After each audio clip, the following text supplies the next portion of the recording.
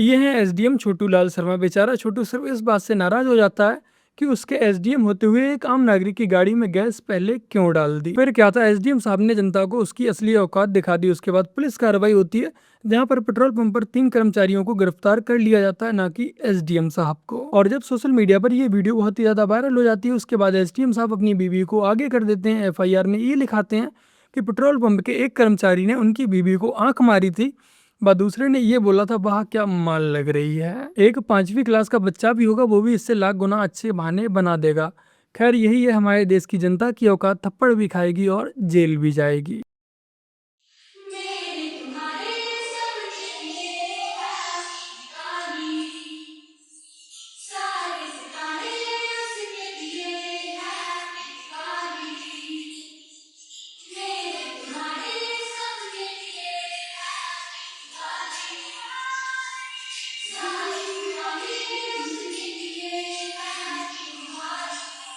आज इन मुल्ला मौलवियों ने समाज में इतनी नफरत फैला रखी है कि यदि कोई मुस्लिम फैमिली दिवाली मनाना चाह रही है, पटाखे फोड़ना चाह रही है अपने बच्चों की खुशी के लिए, तो उसे अपने घर से बाहर आकर, अपने मोहल्ले से बाहर आकर, एकांत जगह पर आकर पटाखे फोड़ने पड़ रहे हैं। बाकी का इस समय सोशल मीडिया पर एक वीडियो बहुत ही ज़्यादा वायरल हो रही है, जिसमें यह दावा किया जा रहा है कि इस वीडियो में पंजाब के सीएम भगवंत मान है। बाकी का आप लोग खुद ही देख लीजिए।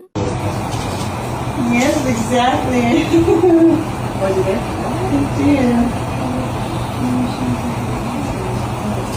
It's upstairs. I have an instance of it, so yeah. Maybe a little bit. Maybe. It hasn't changed.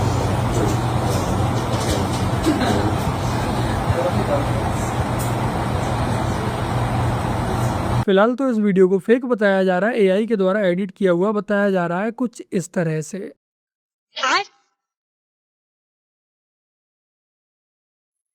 आप ये वीडियो देख रहे हैं, ये एआई द्वारा है, आप इस पर भरोसा ना करें।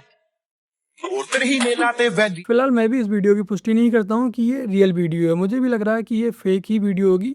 बाकी का मुझे मेरे मंगल ग्रह के सूत्रों से पता लगा है कि इस वीडियो में कहीं ना कहीं अरविंद केजरीवाल का पाँव है। वो भगवंत मान को पंजाब का मुख्यमंत्री बना हुआ देखना नहीं चाहते हैं। जब से उनकी दिल्ली की कुर्सी गई है, बेचारे पंजाब की कुर्सी पर खुद बैठना चाहते हैं। अब सच क्या है ये तो खैर जांच का विषय है। मनोज जी, क्या शोज देख रहे हैं आप आजकल? आपका कोई रिकमेंडेशन है तो बताइए। सो जनता से पूछा एक बड़ा सवाल कि मनोज जी को क्या देखना चाहिए। जिंदगी का अपनी थोड़ा सा तड़का उनकी जिंदगी में डालिए और हमें बताइए। क्या सर, मुझे पूछ लेते, दहाड़ देख लो। मनोज जी, बिहार में इस बार किसकी सरकार बनेगी? वो तो बिहार की जनता बताएगी। सो जनता से पूछा है एक बड़ा सवाल, 14 नवंबर को बिहार में किसकी बनेगी सरकार? क्या सर, मुझसे पूछ लेते, तेजस्वी यादव आएंगे। आरजेडी के चमचे इस एडिट की हुई वीडियो को शेयर करने पर लगे हुए हैं और कैप्शन में ये लिख रहे हैं कि अब मनोज वाजपेयी भी खुलकर आरजेडी के समर्थन में आ गए। इन्हें लगता है जैसे ये बेवकूफ है, वैसे ही आम जनता भी बेवकूफ है। दीप मतलब डी से डेवलपमेंट यानी विकास, ई से इक्वालिटी यानी बराबरी, ई से एम्पावरमेंट यानी सशक्तिकरण, वो देख, ई से एम्पावरमेंट यानी सशक्तिकरण। इस बेचारे ने इस वीडियो को शूट करते हुए ना जाने कितने सारे कट लिए होंगे। कट लेना कोई गलत बात नहीं है, मैं भी अपनी वीडियोस में कट लेता हूँ, बट कम से कम इतने कट लेने के बाद सही से पढ़ तो देता। और मुझे लगता है कि इसका जो वीडियो एडिटर था वो भी इसकी तरह कोई 9th फेल ही था, जिसने एम्प्लॉयमेंट के लिए सशक्तिकरण लिख दिया। ध्यान से देखिए खुद को, जब एक गरीब महिला हाथ में प्रसाद दी है तो ये उस प्रसाद को फेंक दिया है। गरीबों के हाथ का नहीं खाएंगे, लेकिन गरीबों का वोट चाहिए। ये माह से पहले अपनी एक वीडियो में तिलक पहुंचते हुए नजर आए थे और इस बार प्रसाद फेंकते हुए नजर आए थे। ठीक है भाई, आपको नहीं खाना था तो मत खाते, कम से कम प्रसाद जैसी चीज के लिए फेंकते तो ना। बाजार में खरीदी हुई मूर्ति के सामने हाथ जोड़कर तुम धन मांगते हो। अगर उस मूर्ति से धन मिलता तो दुकानदार उसे क्यों बेचता? बहन जी की बातों से मैं बहुत ज्यादा प्रभावित हुआ। बिल्कुल सही कहा है इन्होंने। ऐसे ही मेरा छोटा भाई कल कह रहा था कि मुझे किताब लेके आनी है, पढ़ करके मुझे डीएसपी बनना है। मैंने अरे पगले भाई मेरे, अगर उस किताब से पढ़ करके कोई डीएसपी बन सकता है तो वो दुकानदार ही डीएसपी क्यों नहीं बन गया?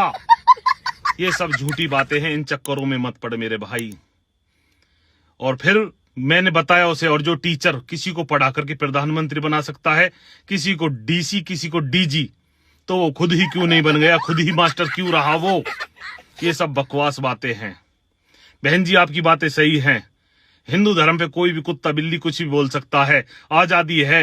हिंदू कुछ नहीं कहता किसी को भी। आप बोलो, आपका सबका स्वागत है। हम लाइक और फॉलो करते रहेंगे। आप आजकल सोशल मीडिया पर कोई भी आता है और ज्ञान हक्का चला जाता है, ना ही कोई सेंस ना ही कोई लॉजिक। ये हमारे प्रधानमंत्री श्री नरेंद्र मोदी जी देख लीजिए, जो है ना देश का विकास भी अच्छा कर रहे हैं, लोगों को खूब दे रहे हैं, खूब पैसा बांट रहे हैं, खुशहाली दे रहे हैं, बहुत सारी चीज दे रहे हैं। आप कभी दिए हैं बीजेपी? आप कभी दिए हैं? बीजेपी को हमने तो आज तक वोट नहीं दिया है, लेकिन फायदा सारा उनसे ले रहे हैं। इसे ही आसमानी किताब में नमक हराम कहा गया है, जो मोदी से राशन भी लेता है, फ्री में इलाज भी करवाता है, पीएम आवास योजना के तहत आवास भी लेता है, लेकिन वोट मोदी को नहीं देता। इनका इलाज कांग्रेस ही सही से करती है, जो इनसे इनका वोट भी लेती है और उन्हें जाहिल ही बनाकर रखती है। मैं 98 का 12th किया हूँ, स्वीपर नहीं लगा आज तक, एवरेज हो गया। तो मैं तो कांग्रेस की सरकार का देन हूँ ना, आपके सामने हूँ। हमारे दादा परदादा लकड़दादा उन्हीं को वोट देते रहे, लेकिन हम वहीं के वहीं इसी पहाड़ में कोई डेवलपमेंट नहीं कर पाए। उनकी ढीली सरकारें थी। मोदी जी की सरकार कैसी है? जो कहेंगे वो करेंगे। अभी आप कुछ देर पहले एक आदमी से सवाल पूछ रहे थे कि वो उस टाइम पे यहाँ मिलिटेंसी क्यों थी? क्योंकि ढीलापन था, सरकारों ने ढीलापन छोड़ा हुआ था। बॉर्डर अब जैसे सील है ना, वैसे पहले नहीं थे। अभी भी कश्मीर में कोई पत्थर मार के देखे, अभी भी 6 महीने बंद करके कोई देखे, कैसे करेगा? क्योंकि सेंटर मजबूत है। अगर सेंटर मजबूत है तो स्टेट भी मजबूत रहता है। इसलिए हमारा पूरा योगदान मोदी जी के साथ। तो देखा ना आप लोगों ने, कांग्रेस इन्हें गुलाम बनाकर इनका वोट भी लेती है, इनका शोषण भी करती है और मजहब का चूरन भी चटाती है। और जब मोदी जी केंद्र में आए तब जाकर इन्हें विकास और रोजगार का सही अर्थ जाकर समझ आया। विधानसभा के अंदर लगभग 90,000 मुस्लिमों की वोट है, 90,000 के करीब। हमारी वोट के बिना कोई विधायक नहीं बन सकता। बड़ौद विधानसभा पे चले जाओ, हमारी वोट के बिना कोई विधायक नहीं बन सकता। छपरौली सीट पे चले जाओ, हमें दूसरे की वोट की भी जरूरत नहीं है। लेकिन होता क्या है, किसान आंदोलन हुआ, तुम्हें डिप्टी सीएम बना दूंगा। कहा किसी मुसलमान को तो नहीं कहा कि डिप्टी सीएम बना दो। वैसे साहब ने कहा था कि भाई चलो हम चुनाव भी नहीं लड़ेंगे, तुम किसी एक मुसलमान को डिप्टी सीएम बना दो, तुम आजम खां को डिप्टी सीएम बना दो। लेकिन हाँ नहीं करी। और जिसके साथ जो हमारी वोटों से 9 विधायक लेके गए, उन 9 विधायकों ने भी हमारे खिलाफ वोट करा, क्योंकि उनके बाप, उनके सर पे जो बैठा हुआ है ना, वो दूसरा बैठा हुआ है। अगर उसकी कहना नहीं मानेंगे तो 1 मिनट में पार्टी से निकाल के फेंक देगा। देख लो आज हाजी गुलाम मोहम्मद का क्या हाल है। इससे हमें आगे बढ़ना पड़ेगा, अपनी ताकत को इकट्ठा करनी पड़ेगी। जब हम जैसे दूसरों के पीछे बाहर खड़े रहे ना, हमारे लोग समाजवादी पार्टी में टिकट लेने की होड़ लग रही, आरएलडी में टिकट लेने की होड़ लग रही, जब हम अपना घर मजबूत कर लेंगे तब ये हमारे भाई हमारे साथ आएंगे और तब ये हमारा टिकट लेंगे, तब ये हमारे से गठबंधन करेंगे, तब जब हम अपने आप को खुद पहले मजबूत करेंगे। भले ही हार जाओ। जिस टाइम पे बहुजन समाज पार्टी बनी थी ना, तो जो काशी राम थे उन्होंने मायावती को कहा था कि जब हम पहला जो चुनाव लड़ेंगे ना, वो हम हारने के लिए लड़ेंगे। पहला चुनाव हम हारेंगे और दूसरा चुनाव हम दूसरों को हरवाएंगे और तीसरा चुनाव हम जीतेंगे। वही ये आगे ये हमारे बातें नहीं, तो कम से कम हमारे इतने तो डर बैठा भाई, ऊपर वाले ना हमारी इतनी ताकत तो बनाई, इन लोगों में हमारा डर बैठ गया कि हमें हरवा देंगे। बताओ, आज हर जगह अल्लाह का शुक्र है हम इतने मजबूत हैं कि कहीं भी चुनाव लड़े तो दूसरों को हमारा ये डर है, यार ये हमें भी हरवा देंगे, ये हमें भी हरवा देंगे, ये डर हो गया ना। इस वीडियो में इस व्यक्ति ने जो बातें बोली हैं वो एक एक बात सही बोली है। ये ऐसे ही अपनी दिन दोगुनी रात चौगुनी जनसंख्या बढ़ाने पर नहीं लगे हुए हैं, और जब ये जनसंख्या अभी इनके लिए काफ़ी नहीं पड़ रही है तो बांग्लादेश से रोहिंग्यों को यहाँ घुसा कर बसाने पर लगे हुए हैं। बस इनका एक ही लक्ष्य है कि कैसे भी ये इस देश में अपनी आबादी बढ़ा पाएँ और देश की सत्ता पर कब्जा कर पाएँ। अगर हिंदू समाज ऐसे ही आपस में बटा रहा, ऐसे ही सोता रहा, तो ये एक दिन कामयाब भी हो जाएंगे। किसान बुरका बुरका मत चिल्लाओ, बुरका तो उठेगा ही, और वो गाना गाओ, पर्दा जो उठ गया तो सब भेद खुल जाएगा, फर्जी बेनकाब हो जाएगा। तो बस मेरे प्यारे भाई बहनों, आज की अपनी इस वीडियो में इतना ही। वीडियो को लाइक शेयर कमेंट और अपने चैनल को सब्सक्राइब ऐसे कर लीजिएगा। और यदि आप लोगों ने कल वाली वीडियो को नहीं देखा, अब तक नोटिफिकेशन नहीं आई है, तो यहाँ पर क्लिक करके एक बार इस वीडियो को भी अवश्य देखिएगा। चलिए फिर मिलते हैं एक और नई वीडियो के साथ। तब तक के लिए जय हिंद, वंदे मातरम, जय श्री राम।